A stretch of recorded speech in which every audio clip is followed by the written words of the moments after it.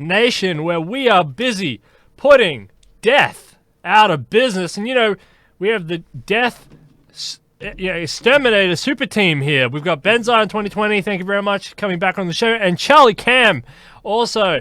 You're Charlie, you're Nikolai Fedorov's champion. That's what I called you on a show that we met once before. It's true. You've had a busy decade. Now we're going to do this is called At Decade's End because you've had a very busy decade.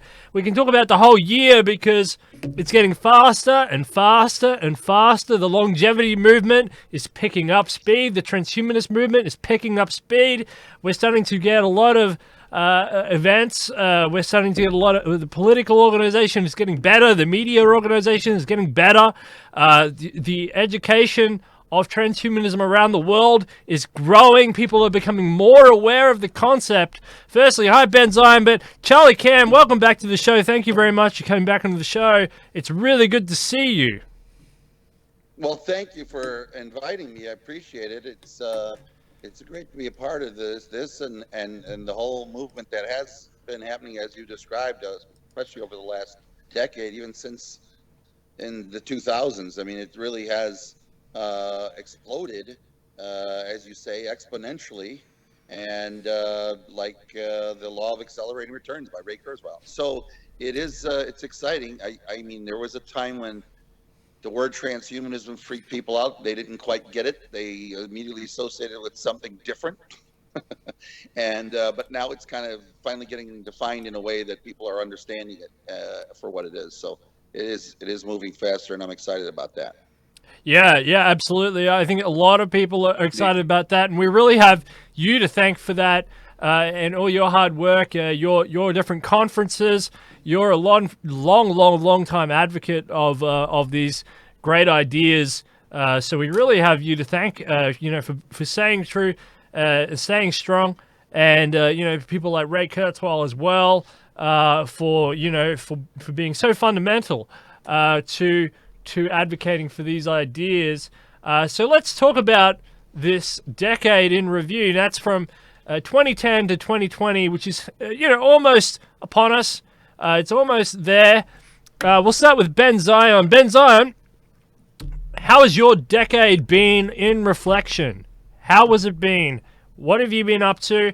And how would you summarize this decade as opposed to the last decade in terms of the transhumanist movement exploding all across the world?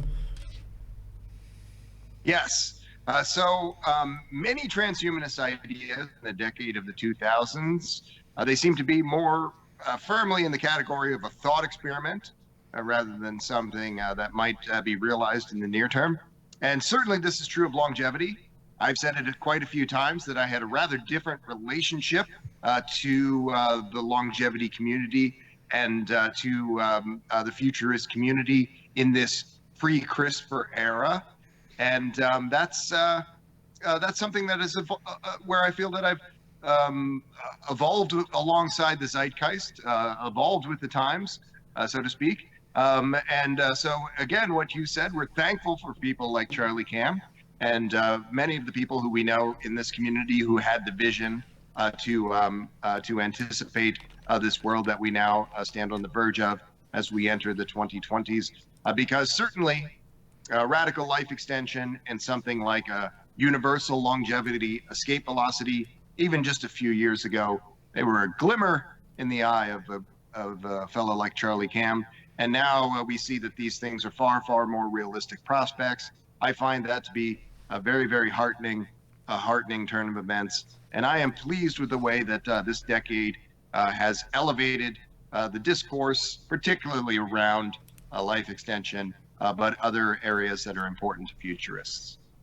Charlie, reflecting on the 2000 to 2010 and 2010 to 2020, what are some of the big key differences that you've seen and participated in it, and how has the movement changed? I mean, what type of growth trajectory has there been? What type of attitudes have changed?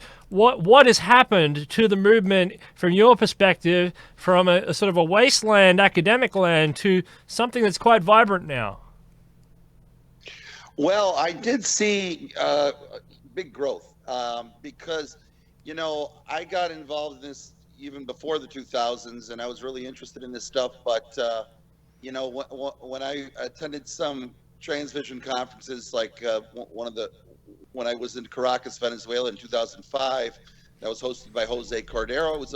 It was a modest conference. It was not huge or anything. But when I hosted my conference, even a couple years later in 2007 in Chicago, that's when we had a lot of a huge attendance there, and we got William Shatner to come. So that kind of brought a lot of attention at the time, and that was right after Ray Kurzweil had just come out with his book, just right around 2005. The Singularity is Near, and so that term singularity started to grow quite a bit after that, because now you see it being used quite a bit. But it was as that movement kept growing, and I could see more and more people get interested in it. It was only it was at my conference in 2007 where Ray Kurzweil and Peter Diamandis first really got together and started talking about creating an academic version of the subject matter that was covered at that conference. And it was in 2008-ish when they launched Singularity University.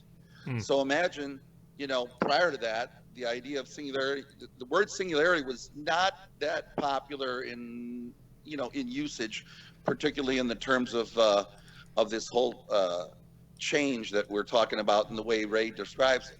So it went from something that it was, brought to light in Ray's book when he called it Singularity is Near, and then they opened up that Singularity University in 2008. And then, if you really want to look at the trajectory of how this grew in an exponential way, it was about 4 years later when Ray was asked to, be a director over at the engineering department at Google. Headed, handpicked essentially by Larry Page and Sergey Brin. Each worth about $48 billion at the time. So one of the richest companies in the world decided that they loved Ray's vision of, which is essentially a reflection of transhumanism, and put him in charge of that, of their engineering department. And he still is there today. That was like, that would have been 2012. So, you can see where this thing grew from modest, where it's a smaller group of people getting together every year, to something bigger where you got some celebrities coming, and then you got Ray, going into one of the biggest, wealthiest companies in the world. Alongside with that was the change of the attitude towards cryonics. Now, cryonics is another thing that was not very popular, even though it was around since 1967, essentially, when the first cryopreserved person was preserved. But by the time in the 2000s, when they actually started to use a cryoprotectant as a way to change the way of freezing people, it got much more popular and taken much more seriously. And then you saw a lot of scientists starting to sign up, including Ray Kurzweil, including the founders of these large conglomerate companies. People like Marvin Minsky are currently cryopreserved. So it went from this fringy, skeptical thing to being more and more accepted by big name people, wealthy individuals. And I know the way the world is, they tend to measure importance by capitalism. And so when you got Peter Thiel, founder of PayPal, signing up for cryonics, you can see that it's not being taken so lightly, and it's, by people of means. So all of that stuff's happened over these last couple of decades, and I see this just keep growing. I mean, you've got RadFest, right? Now that didn't even exist prior to 2016, but that's essentially similar to what Transvision was by itself, and now you've got RadFest doing amazing things, and Aubrey de Grey, who grew from just a guy who was kind of obscure and a little bit weird. Now he's running Sense Foundation. He's taken quite seriously. So all of these changes really grew in big strides and exponentially. And so it's really I see the trajectory of everything that was predicted in Ray's book, The Age of the Spiritual Machine in 2000, as coming true. Whether they're exactly on the dates that he predicted, it doesn't really matter. The fact that they're all coming true within a certain range is exciting to me, because he's kind of the guy that I've been following, for a long time. That's the way I can kind of give that. That's my answer, to your question about how do I see how this all kind of grew and what the changes were in those 2 decades. Because now it's kind of really exciting, and to see, what happened with Zoltan, for example. There was no transvision person running, and boy, he managed to really get on the map with that clever idea with the tour bus, and then his ideas were taken pretty seriously by a lot of people, especially in comparison to our current president's kind of kookiness. And now we got another brilliant candidate in the terms of Ben Zine. So luckily he's here tonight, so I'll stop talking and he can talk. No, well, yeah. I would like to call back what you said. I would like to call back what you said a moment before, Charlie, about the state of cryonics. I've been a little bit critical of the idea of publicly funded cryonics over the course of 2019. But at the end of the year and the beginning of a new year, it's a time for resolutions. It's a time for reflecting upon these things. And I would say that the amount of money that's spent on funerary services, well, that's fun to say, funerary services and related services, things which would be largely, from a very pragmatical standpoint, they could be regarded as some kind of extravagance, not particularly functional, except if they make people feel good. But those monies that are spent, actually, if all of those monies, for example, could somehow be nationalized, that would be about 10% of the monies that would be required to run a public health service at the national scale. It's a significant amount of money, but a small percentage of that money, could it again, in the interest of some kind of New Year's resolution or wish list, so to speak, a small percentage of that money could be used to fund a nationwide cryonics program that would allow, because we know that by present day standards, cryonics is very expensive. That's not because this process is so very expensive. It's because there's really functionally only a few thousand people who are making use of this project. If this project were to, for some reason, become a nationwide imperative, this cost would come down dramatically, pennies on the dollar. It would cost if everyone had made use of cryonics. So, publicly funded cryonics project. I've been critical of another candidate who suggested this thing, but upon further reflection and looking at the numbers, I do believe that were it to become a mandate, the price would become much, much lower, and it would not be such a terrible use of public funds. And I also think that it might be subsidized in a public-private partnership, not dissimilar from the state of funerary services today, but something that's a more realistic kind of keeping in touch with the lives of the lost ones, something that has a very real potential of restoring them one day. Yeah, well, I agree. Yeah. Sorry, Charlie, go. No, go ahead. Everything he said is something I totally agree with him on all of that. I've always been, a big proponent of the cryonics. I'm a member myself, and I always thought that it's, too expensive just because it hasn't been properly scaled. So it needs to be, and I think entering again into a national type of collective for everybody to have access to at a cheap rate is a brilliant way. I do think there's going to be a tipping point at some point in the zeitgeist of our world, or at least in this country, where people are going to start to say, hey, I think I want to do that. I want to have that option. And then it's going to open up floodgates, much the way a lot of things do, where, it starts a little and then it just kind of, like we've been talking, it'll exponentially grow and everybody's going to start to do that. A lot of people don't realize that, for example, in our country, burials and having people buried was the choice for end of life services for about 90-something% of the country, about like 90 95% of the people were choosing burial as opposed to cremation, up until about the 1960s, when cremation services came down on a price point to where it only costs about $1,000 or so to cremate somebody, whereas burials were still averaging somewhere close to 4,000 or 5,000, and started getting higher because funeral services were trying to get more money for more elaborate things. But the world, money's powerful, and when they realized that it was much cheaper, you can see the trajectory of what happened.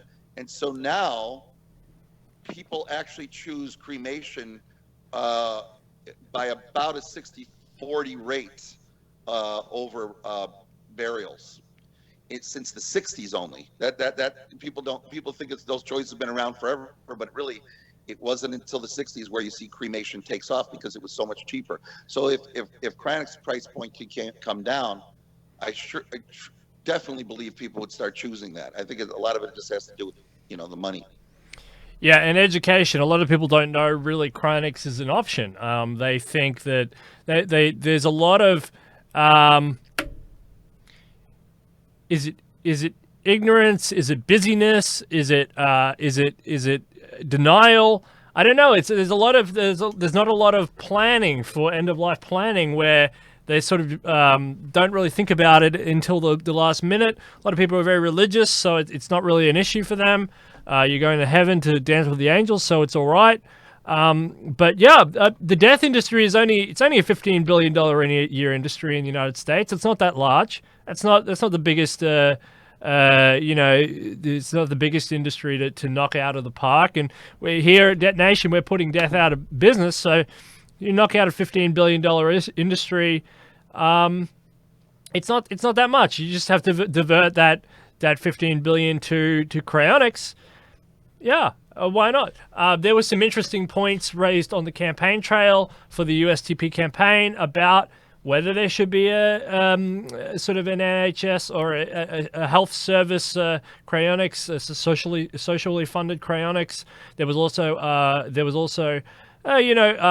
also issues raised about patient care for cryonics, which is a good. I enjoyed those conversations. I think those conversations around the care of the patients are good and good conversations to have.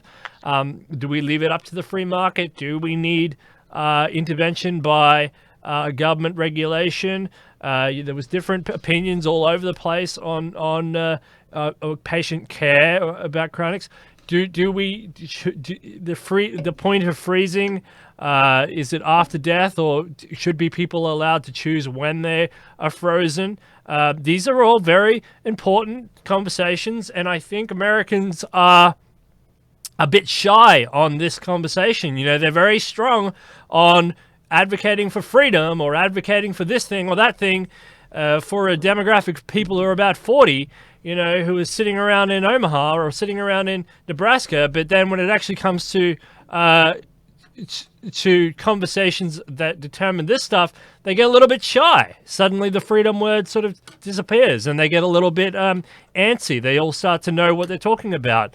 They all start to, having opinions on other people's on lives and property and how they distribute this. So, no, I think cryonics should be a bigger conversation point. I'd like to see that in 2020. I'd like to see the cryonics industry grow, even if it grows just out of the fact that this becomes more of a conversation point, so that people become more educated.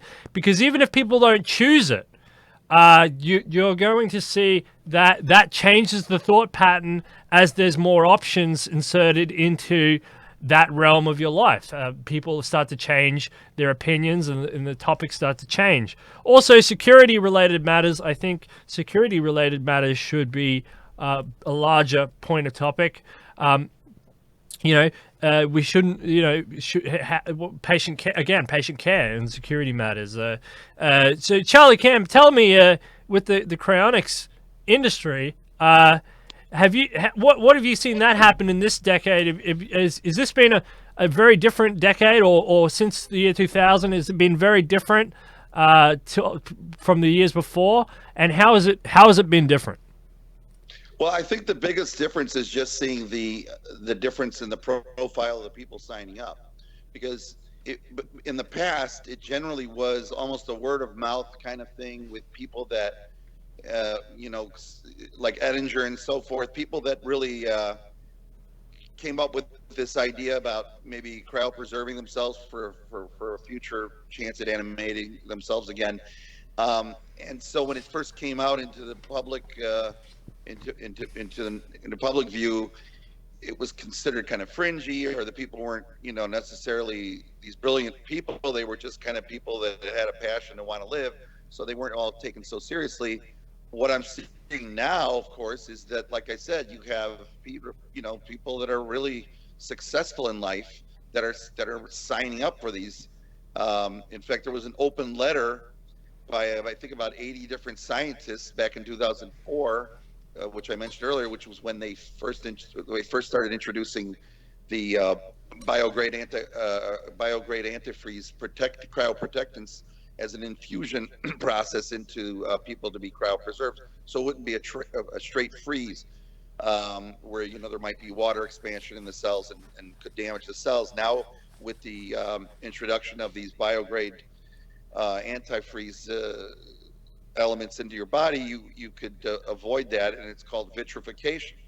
So having all these different scientists on board and all these successful entrepreneurs coming on board and signing up, I think that's that's the biggest difference I've seen. It's not like I've seen a huge growth in numbers necessarily, because it's still not that many people signed up, but the people that I do see signing up are at a higher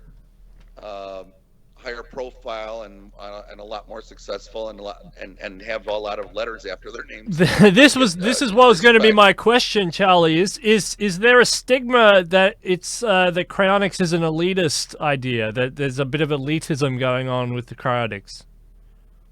I don't perception.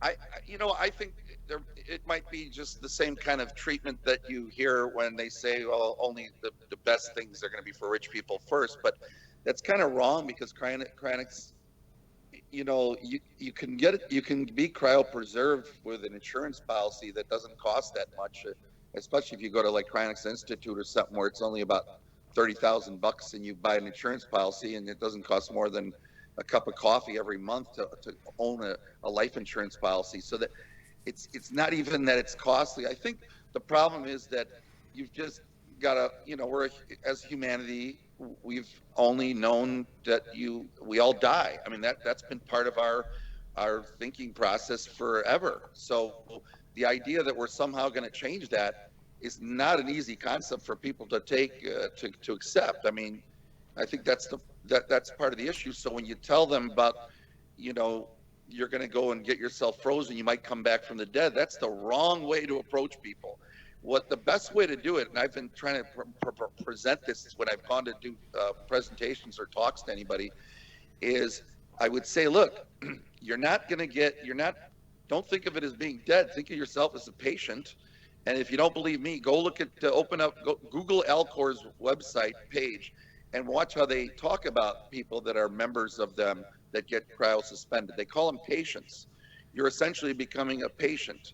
You got to the point where the mainstream medicine, like chemotherapy or something, doesn't work for you at the hospital, or you had to fly out of the country to try something that the FDA wasn't approving here, and then you come back and you're at the end, and they say, well, there's not much hope, but you could be a patient over at Alcor. You know, why don't you go be a patient there? They got a long-term kind of treatment. I mean, if you can put it in the terms that people will accept, then it's a lot more acceptable. People are familiar with being a patient. You go to a doctor as a patient, you get examined, you see whatever happens, you take the pill, whatever, you get fixed. I mean, that's an easy concept for people to understand, and this is just another form of medical care. So yeah, I totally agree. Ben Zion, 2020. Cryonics, this idea of being a patient, what do you think? Do you like it? That term, that wording, do you think that's less sort of if there ever was the stigma of elitism, do you think that that's a good term to use? The patients, being a patient. I think it's an excellent term, and I think like this this idea that we should have a national mandate for cryonics. It is one of many strategies that we must be employing to help break what Aubrey de Grey refers to as the deathest trance, this series of stratagems for mythologizing the prospect of one's own demise. This was a necessary evil in an earlier time. It's no longer a necessity in the 21st century, and the sooner we encourage folks to acknowledge that, the better we will all be. You know, in thinking about this, you know, we were talking about some people being wrongly painted with a brush as elitists. I am reminded of my Thanksgiving brunch with my friends Natasha Vitamore and Max Moore. We sat down and had some bagels and lox, and we had a really nice Thanksgiving brunch. And in the course of that those conversations, I actually asked Max Moore if we had a statewide mandate here in Arizona for cryonics, if we had even a national mandate for cryonics, do you think that that price point could come down to a reasonable point in its implementation wherein it would be something that a public health service could provide? And his answer was an unequivocal yes, that if we had such a large number of people engaging those services, that could easily be done. So this is something that we should be considering, and I regret my previous position of saying that this was not a worthy endeavor, because if only for the reason that I mentioned moments ago, that we need to find stratagems for breaking that deathless trance, and also because this would be quite cost effective in general, and certainly relative to the many billions of dollars that you mentioned that are spent on funerary services per annum, which provide less benefit. I mean, there's so many malinvestments.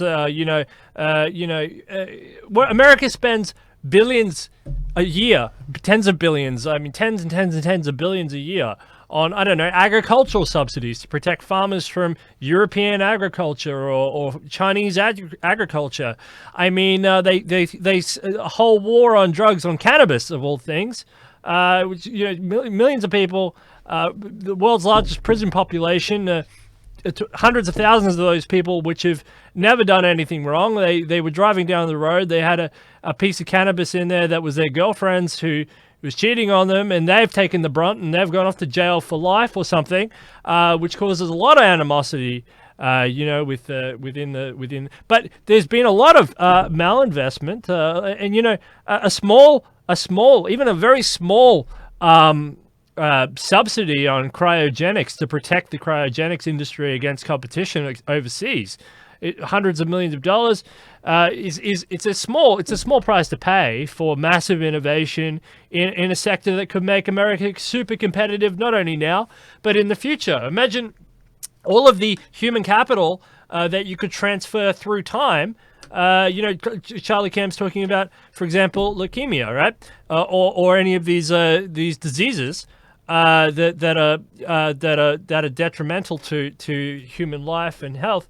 The state has employed massive amounts of investments through education, through the whole mechanism of the state in order to get that human capital to a certain point, and then right when they hit peak production, in your 55 years old, when you become the most usable to society, you can begin a steep decline. And if we can arrest this by resurrecting, or not resurrecting, but reanimating or bringing people out of a patient stasis in the future as an insurance and policy for the state, for an investment, future America, I don't see why this isn't why the American government would be delaying on this. I don't see why they wouldn't do this tomorrow. They can sit up at 3 a.m.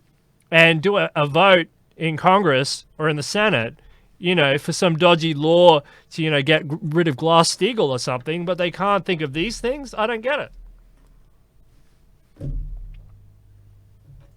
Yeah, and sadly, Yes. that's the problem. Yeah, I don't Yeah, get it. no, it's a feature that's quite nearly epidemic in American society. A happy coexistence with techno sluggishness, a happy coexistence with a lack of political will for techno progress, and this is something that is very much promoted by the two-party system. Um, And there, that's a very there, crude. What I said there was a very crude way, a very crude, calculated method. But that's not even what we're talking about. We're just talking about human dignity, actually. But if they want a sales pitch for something that is in the national interest, well, then there's a part of it. I mean, there you go. What else has happened in this decade is the launch. Charlie Cam almost mentioned it, but the launch of the USTP, the United States Transhumanist Party. That was 2016. Zoltan Itzvan launched the United States Transhumanist Party. It's become so ingrained into our mind, we almost forget that thing is only like 4 or 5 years old. This is an amazing institution as well, as an educational forum, as a political forum, as a social network, as a whole variety of things. Ben Zion, we'll launch with you because you're the endorsed candidate of the USTP, and then you obviously have a running mate here, Charlie Cam. Tell us about this decade and the launch of the United States Transhumanist Party and its impact on the global political system.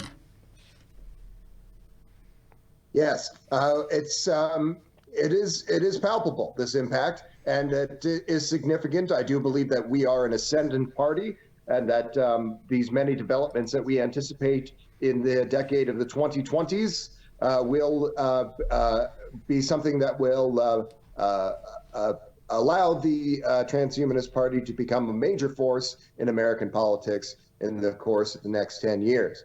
And but we are a young party. We only had our 5th anniversary on November 7th, and but from the time of our inception, we've grown very quickly and dramatically, and introduced all manner of new discussions into the public square, and even had some legislative successes there locally in Nevada, for example. So we can expect that this growth effect will continue, just as we expect many growth effects and acceleration effects to continue over the course of the coming decade. And I think that's a very exciting prospect. And I would love to talk about further about the history, but I would like to hear what Mr. Cam has to say on this subject. Totally agree. I'd love to hear what you have to say, Mr. Cam. This is a great technology, a great innovation thrown into the mix by Zoltan Itzvan. You're obviously involved with it. Tell us about your perspective and its impact since during this decade. Well, it's interesting. Transhumanism. It's kind of just like all the other things we've been talking about. It really, it's been around, for quite a while. The World Transhumanist Association existed prior to what's now called the Humanity Plus, and back then those were the conferences. That was the organization since the 90s that was organizing these annual conferences, of which I spoke of earlier, that I attended in Caracas. Prior to that one, there was one in Canada. The one after that, the one after Caracas was in Helsinki, Finland, and then I held mine in Chicago. But so there was transhumanism, but it wasn't. We really didn't have. So while it was growing, and that it was the idea of what it represented, and it was growing. It didn't necessarily have a political base, and that was kind of what happened, is what you guys are describing when 2016 and the United States Transhumanist Party was formed. So you can see this cool idea about transhumanism and the idea of augmenting and making ourselves better was growing, and all of a sudden we have this great concept of a transhumanist political party to really get these ideas to have a better representative platform. So it's growing, and what Zoltan did was amazing and fascinating, and it really got national attention, if not international, actually. So I see this, you know, I just see it growing. It's on a trajectory where you can actually plot it out and see that the its recognition is clearly more established, because there are transhumanist groups worldwide. I mean, even Singularity University has different different outlets everywhere, and that's essentially like transhumanism. I mean, I was just in New York for a post-human conference, and that's kind of all their ideas overlap. I mean, it's just, this idea is growing, and I'm even noticing it, the term transhumanism getting picked up in television shows and media. So it's growing, and people are starting to accept it more and more, and it's great to have, you know, I think it was a great timing for the political representation to come out when it did, and I'm glad to see that, you know, we've got really competent people like Gennady Stolyarov helping to keep this thing organized as well as he does. And now we've got Ben, who's, you know, leading a pretty solid campaign going forward on this, and even you, Steele, who are really, you know, promoting it in the way you do. I see this thing as just growing, and I'm excited to see how we can push this. I would love to talk a little bit about this chance for a debate. Is that something we can talk about here? Yeah. What debate? I don't know. Are we talking about? Are we going to have one, or what? You know, with other people? Sure. Whatever you want. Yes. So I have I am allowed to talk about this. Yes. There is a debate that's slated for Q1, probably looking at the beginning of February, and that debate includes John McAfee, a libertarian frontrunner for president, and also Howie Hawkins, the founder of the Green Party and a policy man of an incredible pedigree, and our friend Zoltan Isfin, who is a Republican challenger to Donald Trump in the upcoming Republican primary. All three of these folks are in the thick of their own primaries, and they're fighting like hell and we are going to, in the interest of supporting them, we want to have this tech policy debate. These gentlemen have agreed, and we also have some strong interest from a few of the Democratic candidates. We're waiting to finalize that Democratic participant, and at that time we will be having this debate, which is slated to be an online event and produced by none other than our dear friend Steele Archer, and we are looking forward to that event very much. And it's just a matter of a few unsettled questions of getting the Democrat and finding one or two other partners in that process. Yep, and we look forward to that, and we thank all the gentlemen who are doing that. It's fantastic. Zoltan Isfin, friend of the show. Howie Hawkins. Wow, I hope he doesn't watch some of the previous episodes of this show, but that's fine. We can live with that. And of course, McAfee, hopefully safe off his boat from the CIA. That's great. Okay, cool. Well, I'm looking forward to that debate. It's going to be a lot of fun, and I won't mention any of that stuff. I'll stick to the script. Charlie Cam, you going to be there or what? What'd you say? I'm what? You gonna be there watching? Oh, we should say we should. No, I'm gonna be busy that day. Yeah, no, I'll definitely want to be. I want to be a part of the whole thing. I mean, it's exciting. And a big part. Ben's got to represent the USTP as well as he always does, so that'll be exciting to see the debate and the comparisons. It'd be fun if we could get Andrew Yang to debate too. We'll see where that goes. That's actually something I was thinking about in the context of this decade. Speaking of political candidates, the rise of Andrew Yang is absolutely a turning point in U.S. politics. He's hitting on all the notes. He hasn't said the word, but he's hitting on all the notes. The rise of automation, displacement of labor, this rejigging in people's mind of what is work, home work, home labor being part of the work mechanism, and the difference between this sort of manufacturing, being part of a machine and actually being, So it's Andrew Yang. Let's mention that. Let's talk about that. Charlie Cam, what do you think of Andrew Yang? Well, I think other than Ben Zion, he'd be great as the Sure. president. Because what I did, he even mentioned, like in the last Democratic debate, I happened to watch that, and I don't think anybody else on stage even uttered the word robots except him. Yeah. But he did mention it when he said how this current president is, unjustly condemning immigrants as the problem for taking away jobs, when he said in reality, that's not the case. We're just going robotic. Everything is getting automated. And he said that it's not a bad thing. It's just that's what's happening, and you have to realize it. So I thought that was a very important point that needs to be expressed more. People need to start, acclimating to what's going on. And that will kind of leads right into, Ben Zion's futurist New Deal. So, Ben, tell us about that. Yeah, freedom dividend, Ben. What did you steal that or what? Yeah, yes. So the federal land dividend is in fact a precursor to the freedom dividend. This has been a hashtag before the freedom dividend. Imagine if you searched freedom dividend in 2015 when the federal land dividend was devised, you would find something else unrelated.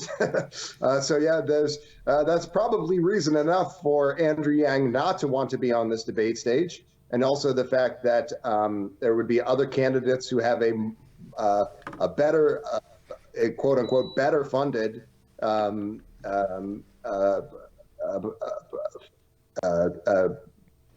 basic income program that they are promoting.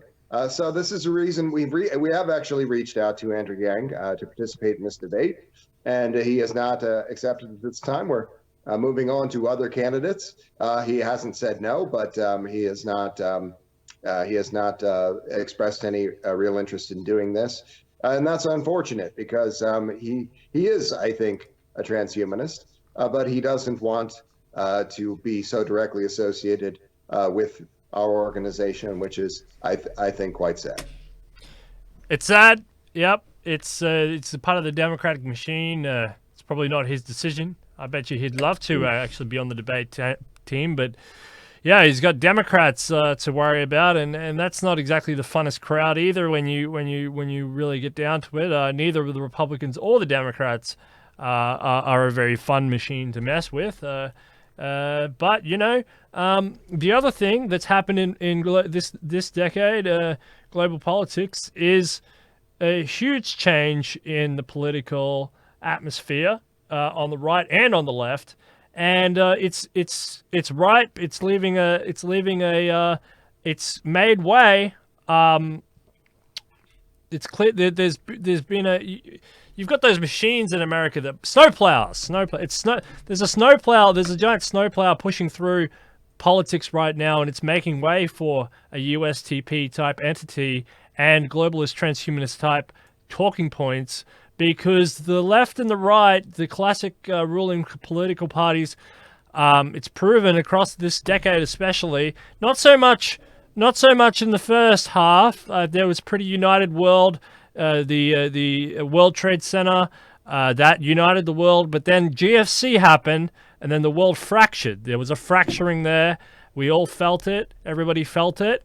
And coupled with innovation, the talking points have broken down, and you're getting a divergence on the right and the left. You're getting Trumpian type people on the right.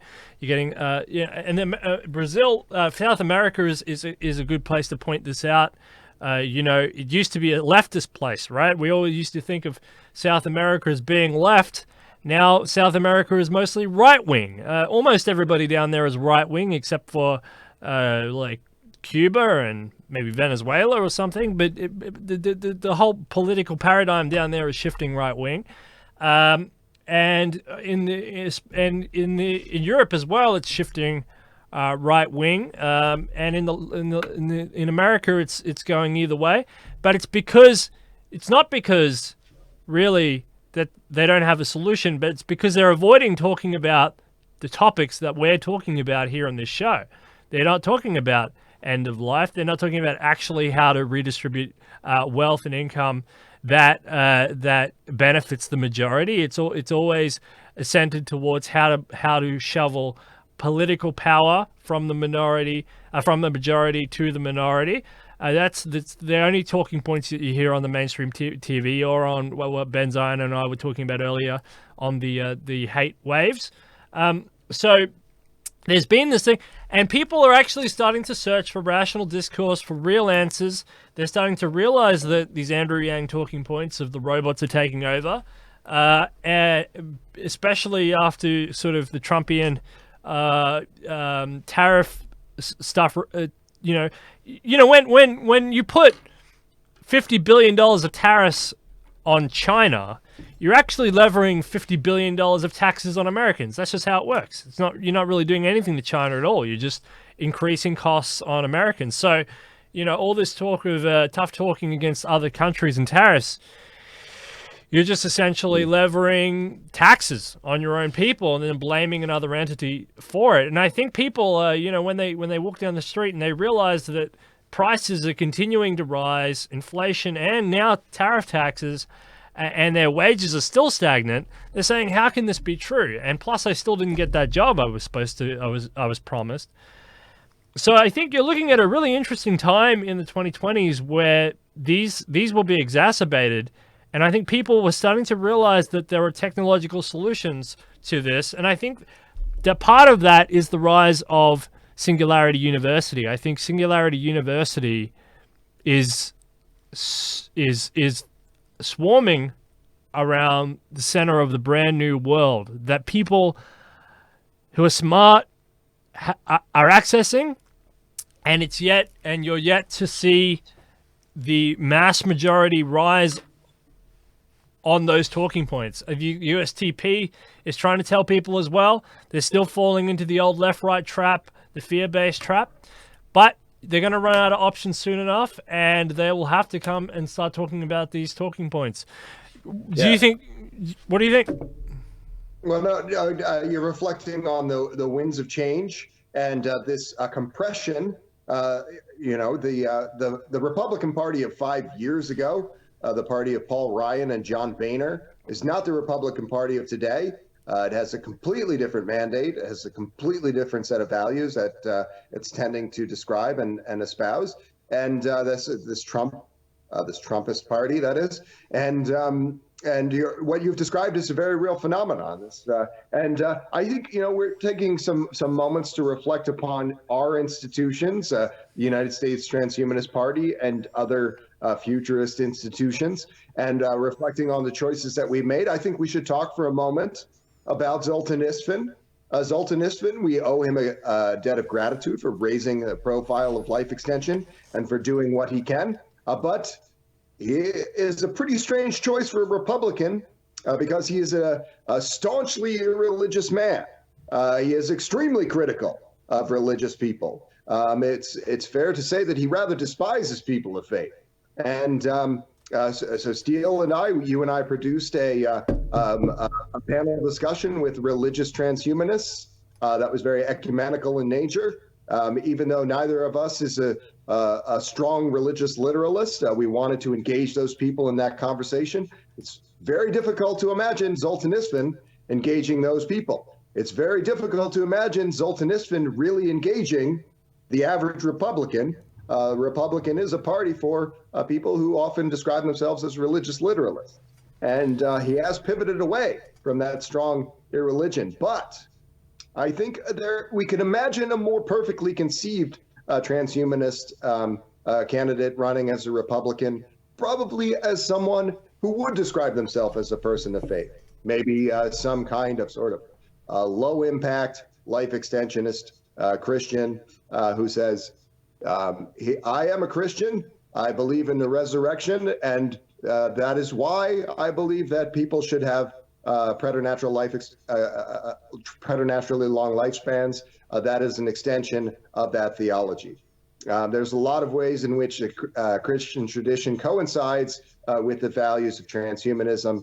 And someone like Zoltan, while he's done an awful lot for life extension at this national level in recent months, in some ways, we could imagine someone who would be better poised to do even more as a transhumanist candidate in the Republican Party. Charlie Cam, the winds of change, as Ben Zion described it. What do you think? The political scene is cracking up a little bit. Do you think that's an opportunity for transhumanists and political parties like the USTP or the one in the UK by David Wood, for example? Oh yeah, no, and I gotta push back a little bit on what Ben said about the current Republican Party. I guarantee we have the head of that party right now. He's probably about as religious as Zoltan is, really. He just lies about it, okay? I don't think Trump knows anything about religion. Whenever they asked him, they'd ask, what's your favorite passage? He said, all of them. You know, he has no concept. Remember, if you remember when he would say 2 Corinthians, like he doesn't, you could just tell this is a guy who doesn't know anything about any of that stuff. When they asked him about what would you, he was at one of those religious conferences where he was, had to attend. And they said, so what would you ask for forgiveness? He says, well, I don't think that I've ever done anything wrong. Like, he just isn't religious at all. He pretends to be, just like he lies about everything else. So, it's just that Zoltan, will tell the truth. That's the difference. And I love that, Charlie. Thank you. That was amusing. And I do see, from a socio-political standpoint, I should say that I do understand and relate very much to the internal logic of Zoltanism's position. Magical thinking, it pollutes the human mind, and it pollutes the landscape in certain ways. But we are not looking at a world where the conservative religious literalist worldview in the United States is strongly ascendant. These kind of people, socially conservative religious literalists, let's not kid ourselves, they're basically going the way of the dinosaur. There's no demographic projection that sees these people becoming a huge number. But the people that are remaining are religious moderates, people who do seem to draw some solace from their experience juxtaposition to some faith. And I think that is a landscape that is very conducive to the kind of person that I described, a low-impact Christianist who relates that Christianism to life extension. Shifting gears a little. No, you're right. I agree. I just think when you think about the fact that Trump has almost, if not all, of the evangelical base supporting him, and this is a guy who's been divorced 3 times. He's known to have cheated on his wife with porn stars. I mean, everything he does is so anti whatever they supposedly stand for, but they back him. So it just shows you how there's so much hypocrisy that I think as long as Zoltan just kind of nudges and winks and gives them their tax cuts, they all just say yes, whatever you want to do, go ahead. If a girl likes to be grabbed a certain way, hey, that's all right. We're in Villa.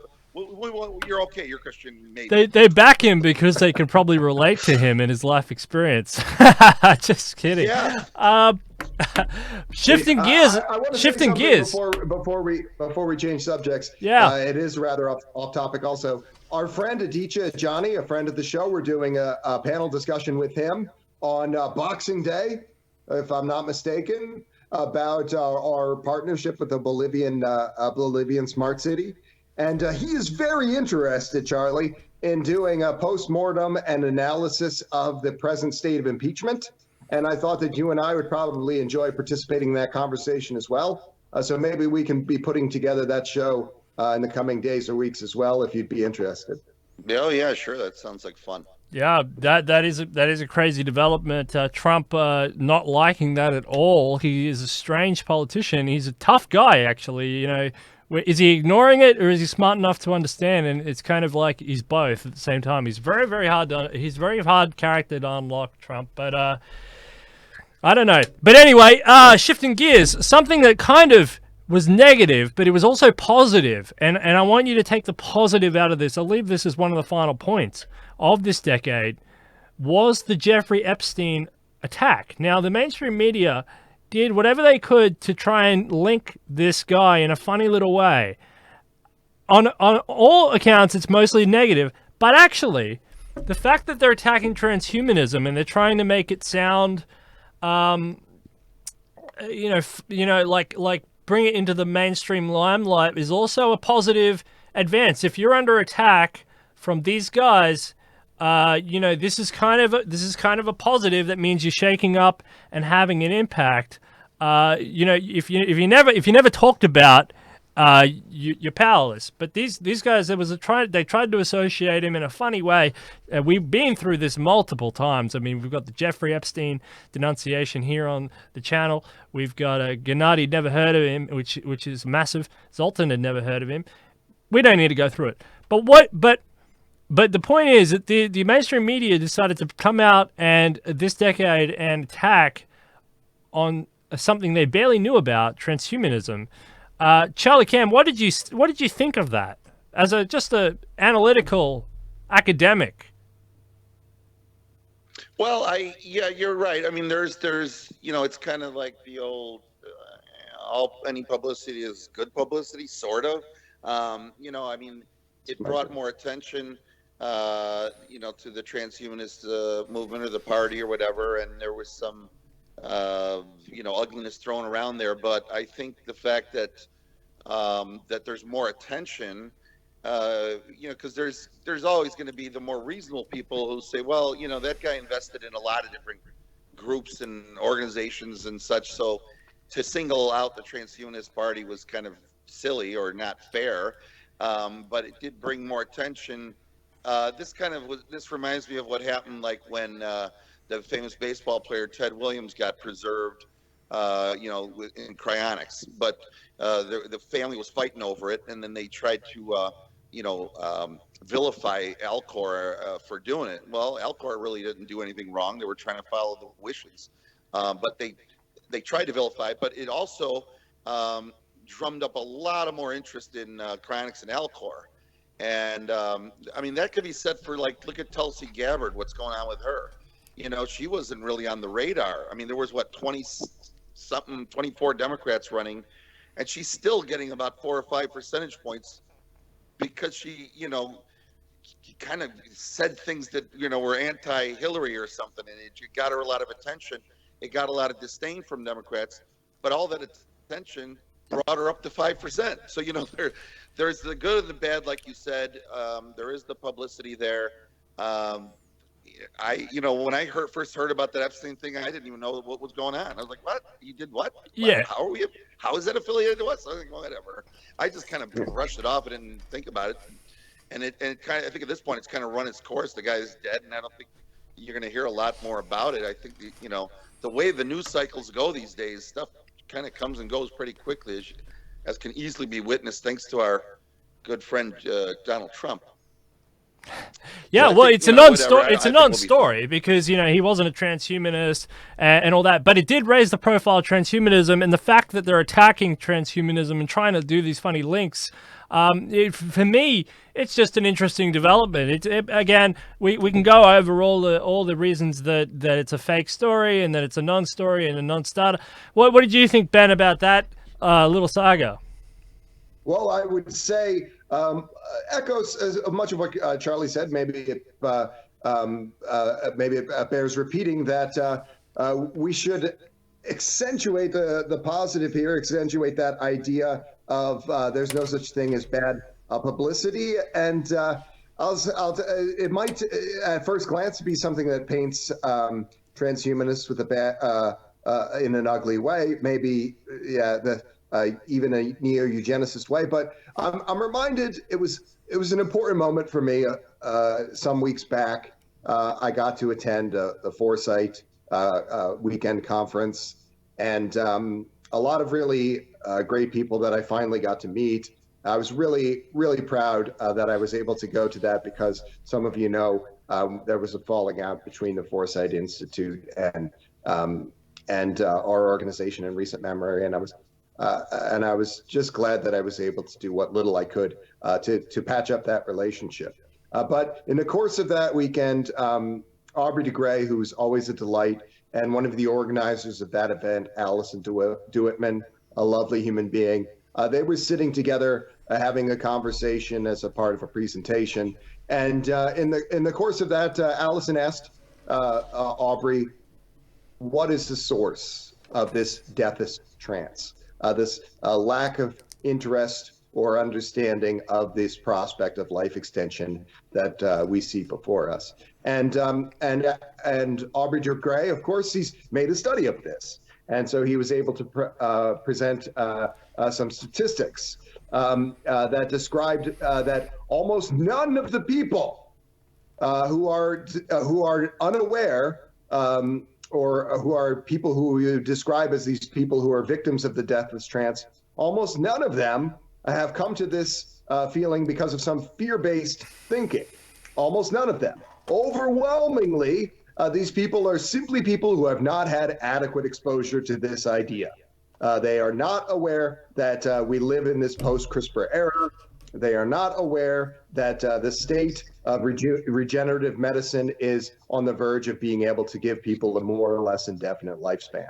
And so there is no bad Epstein story. There is only a story that gets people to think about this idea of life extension in a way that they had not been exposed to it before. So if there's 1,000 Epsteins accused of 1,000 heinous things in the name of transhumanism, the net effect will be that we will hasten a universal longevity escape velocity for having been had such exposure.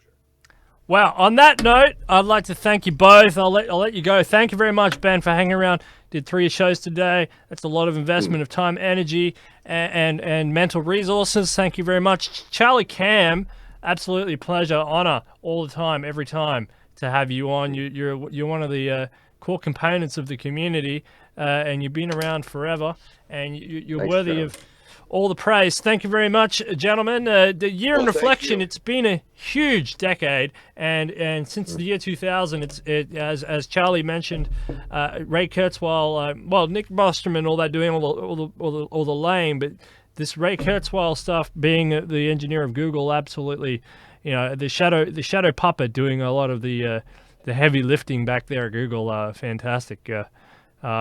So. All right. Well, thank you very much, gentlemen. You've been a pleasure, been an honor, and I look forward to a great decade ahead. What do you guys say? Yeah. And hey, I'll say it because you haven't said it yet. Like and subscribe to Detonation. Do it now. And also take a moment, please, and go to transhumanist-party/membership. Sign up. If you haven't signed up, what are you doing? Sign up. Also, check out benzion2020.com, and a lot of exciting developments coming up in 2020 for our campaign and for the United States Transhumanist Party and our partnership with many important organizations. So please, thank you for your support and your continued viewership. Thanks, Ben. Thanks for that. Thanks very much. Charlie Cam, thanks for coming on the show. I'll see you very soon. Thank you. Have a great one and have a great New Year's. All right. Yeah, You too. happy holidays, everyone. Yeah, absolutely. All right. That's it. Detonation.